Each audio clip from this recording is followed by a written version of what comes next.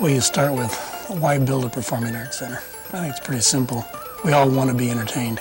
We go through some tough situations in life day in, day out, and we need a break.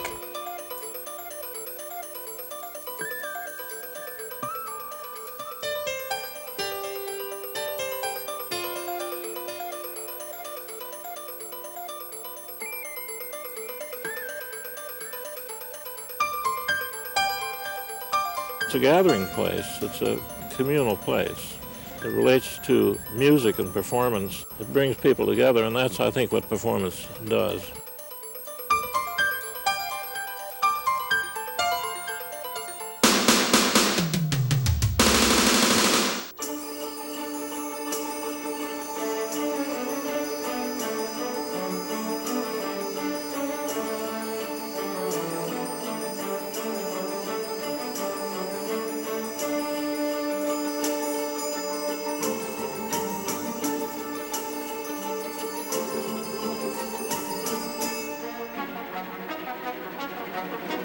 Well, I certainly had in my mind the whole rhythm of the river, that there would be three major places, halls, with a courtyard in the middle. There's a certain playfulness about it, but I've also described as it's a joyful happening to be able to take a boat and go up a river and stop in front and walk out in the park and walk up the steps and go to a musical.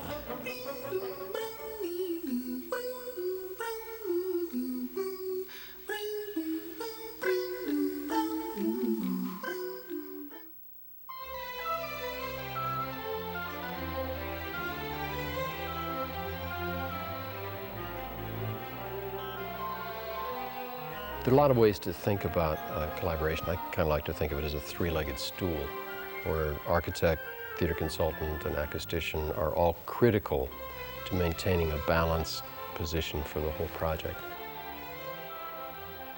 On this project, I'm the project architect and the associate in charge. And what that means on a project of this nature is that I led a team of perhaps as many as 30 or 40 different professionals at one time as we designed the facility and engineered it. We are involved in creating an ambient sense of the environment, not just in the quality of what you hear from the stage coming out to you as performance, but in the whole sense of ambience as a performance experience, where the public are part of that experience. As the theater consultants for the project, our task really is to play the part of the user of the building, really all of the users of the building, and to make sure that it works for all of the tasks that it needs to do. So we really have to look at it from all points of view and make sure that the building is designed and laid out in such a way as to work for all of those users.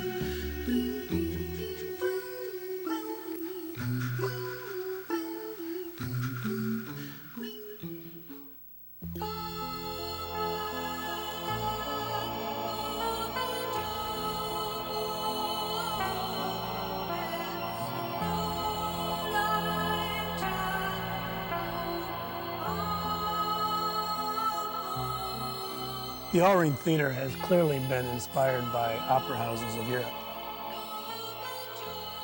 You see a lot of that tradition in this room. Sensual curves, two balconies, a proscenium arch that is very strong and frames the picture.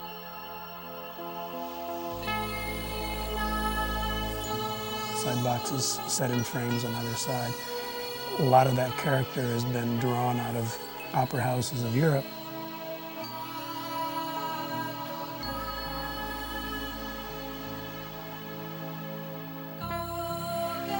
The symphony we have to build enough volume in the whole space to develop this sense of reverberance, that opportunity for sound to take flight and just soar in the room.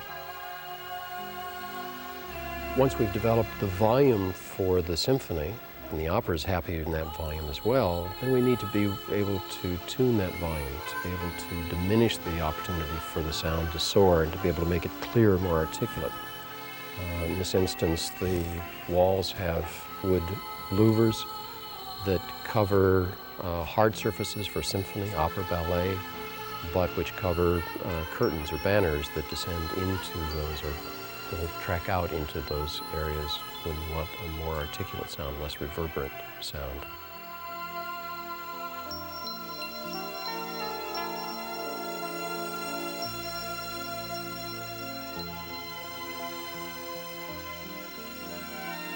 We did everything that we could in the lighting of the room. You'll see that there are little sconces along the front edges of the balconies to make that inner space that's defined by the boxes and the balcony fronts and the boxes again be the thing that you perceive as the size of the room, and try and make the outer walls and the upper portion of the room go away as much as possible.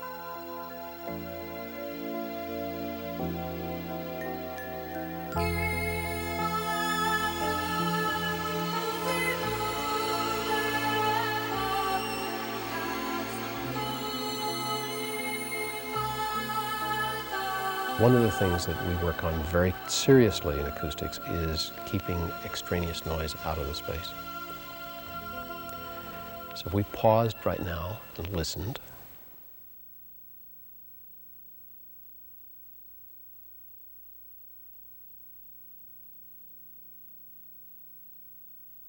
you hear nothing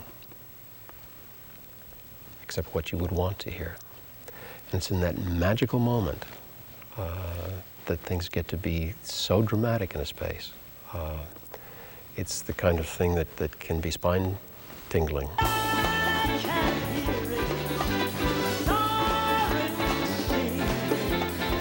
Inside my head I hear them all singing, come learn.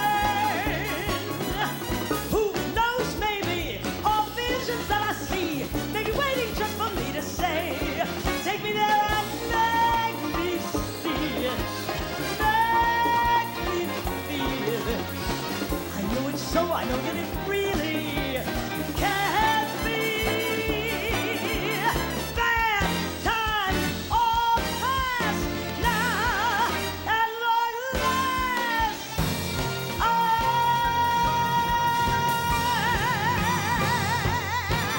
I can see.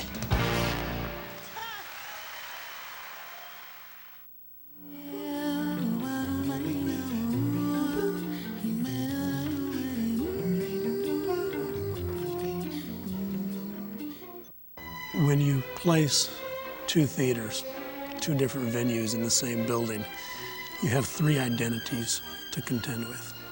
Each theater has its own identity, and the building itself has its own identity. So while I may come see Shakespeare at the Amatura or the Phantom of the Opera at the Aurene, I'm coming to the Broward Center for the Performing Arts.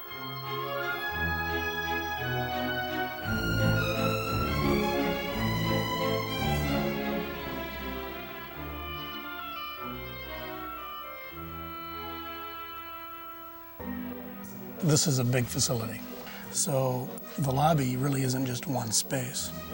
It's a whole series of interconnected volumes of space and views. Views more important than spaces themselves.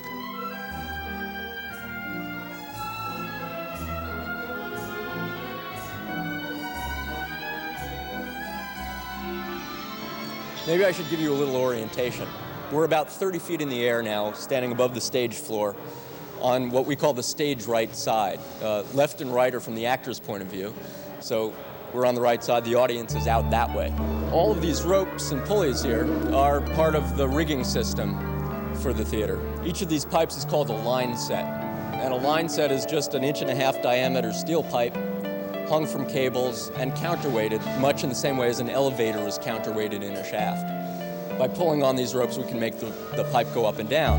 Typically, that pipe will either have lights on it or it'll have draperies or scenery on it. The purpose of all of this is to take a drop or a piece of scenery and be able to get it up and out of the way so that the audience doesn't see it anymore.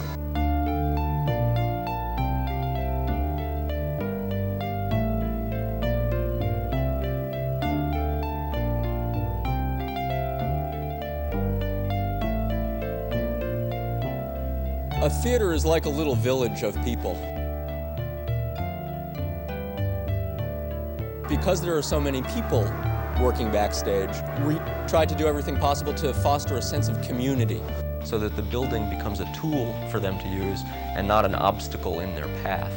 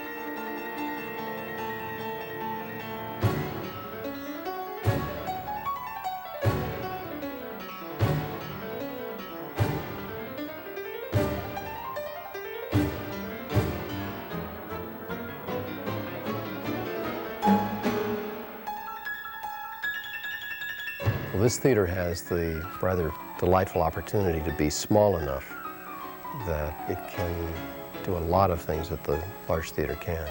It can be a recital hall if you're a musician. It can be a playhouse if you're an actor. The introduction of the Broward school system's funding into the theater and the school program, which has been added, it even expands that concept.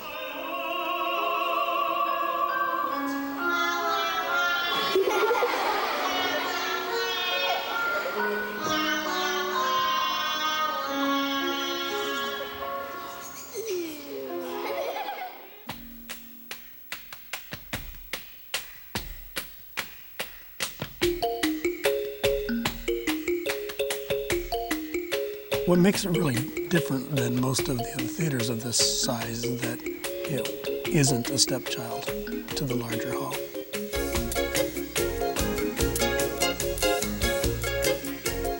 All over the country, they're building a large auditorium with a small auditorium, shared lobby, shared back of house. And the hallmark of this facility is that it has not relied on the shared concept, that both theaters have to stand alone, both theaters have their own programming, their own staff to run them, and their own purpose.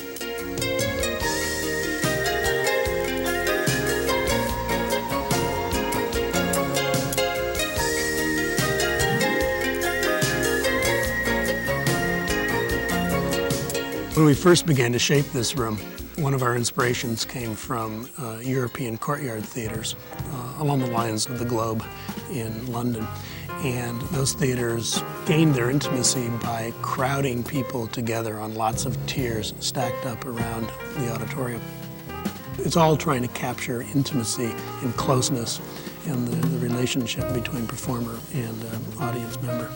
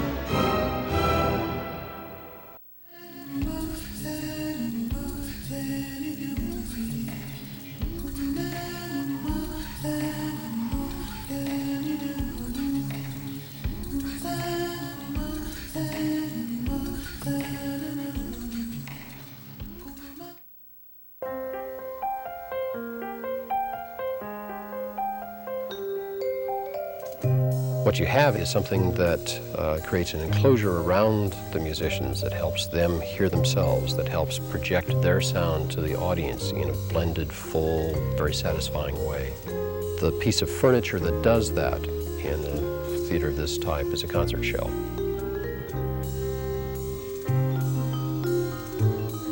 It's like moving a huge house into position. It happens to move very easily on a cushion of air that simply glides it into place.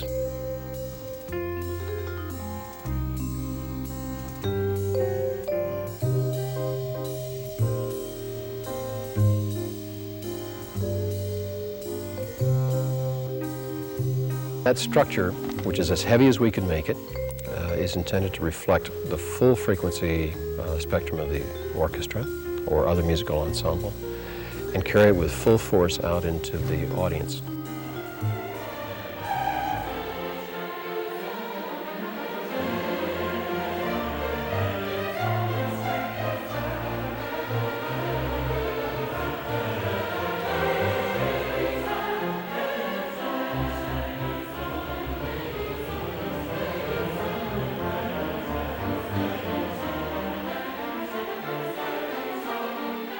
As a conductor, I'm aware in the back of my head, in a way, of the audience. There's a circle of music that comes from me through the musicians back to the audience, is received, and you know an audience is concentrating, you feel it. There's a circle of experience which goes on in ideal circumstances.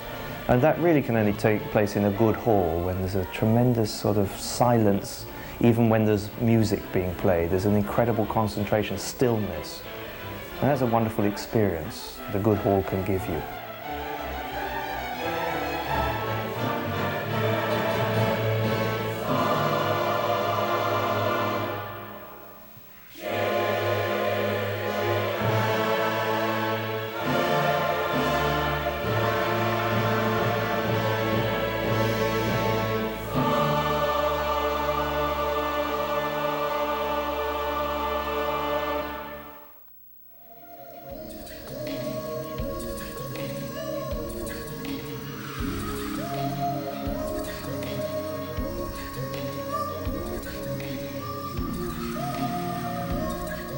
The courtyard is the center's other stage. It's the stage that's been designed for the patron. The strong piers, the railings, the paddle fans spinning overhead, the wood ceiling, the hurricane lamps. It's like Casablanca.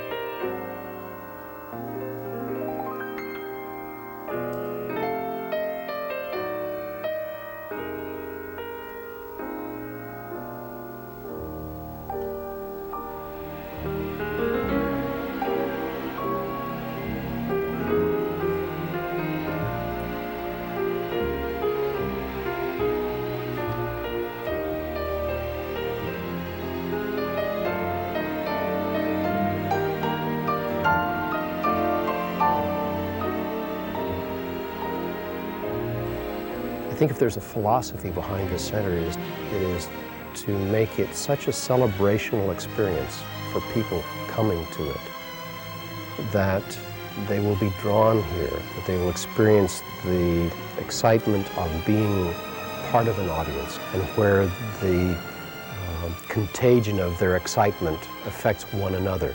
It's still the same old story, a fight for love and glory, a case of do or die. The world will always welcome lovers as time goes by.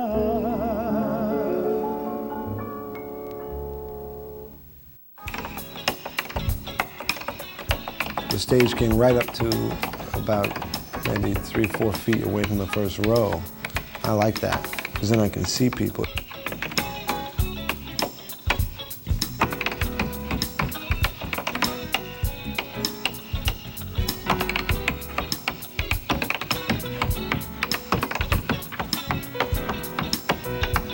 I looked to the last row trying to project, but I could hear them.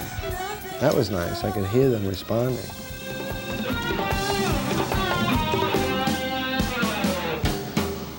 No way you can find it every day. And no matter what you say, you know the rhythm is gonna get you. Yeah, no clue of what's happening to you. And before this night is through, yeah, the rhythm is gonna get you. Yeah, rhythm is gonna get you. Rhythm is gonna get you. Rhythm is gonna get you. Rhythm is gonna get you. Rhythm is gonna get you. Rhythm is gonna get you. Rhythm is gonna get you. Rhythm is gonna get you. Rhythm is gonna get you. Rhythm is gonna get you. Rhythm is gonna get you. Get you. Get you. Rhythm is gonna get you. Rhythm is gonna get you. Rhythm is gonna get you. Rhythm is gonna get you.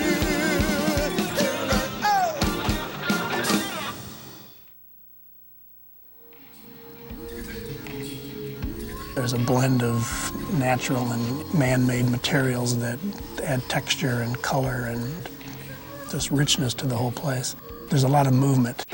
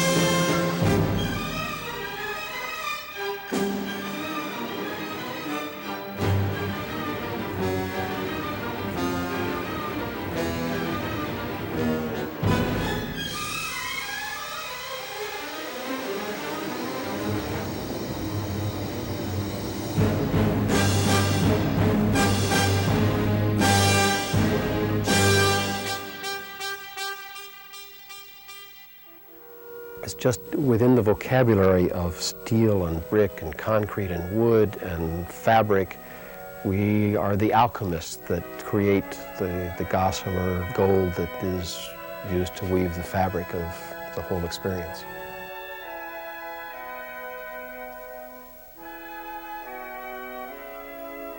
I think the wonderful thing about this hall is the location, being by the water, just being that raised up. When you look out, when you arrive, you can come by boat.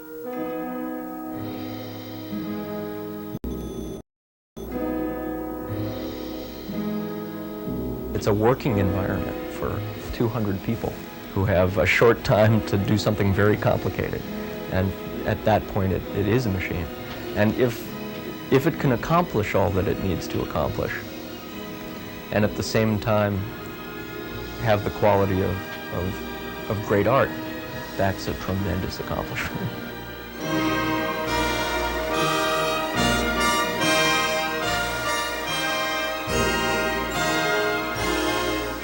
Fort Lauderdale turns around and does a building like this. I think it's a symbolic expression of how they feel about life. So they aren't building a prison, and they're not building a golf course. They're saying something rather different about the way people are going to look at life. I think it's important for a community to make this kind of statement.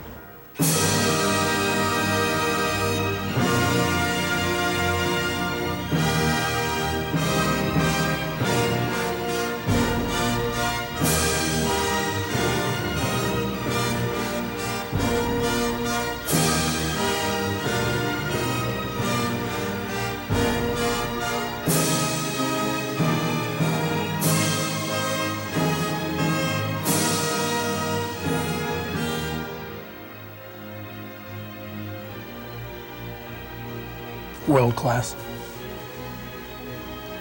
This is intended to be a facility without rival, without match. Other people from other parts of the world may laugh in South Florida, but why not? That's what they've achieved, and that's what they deserve.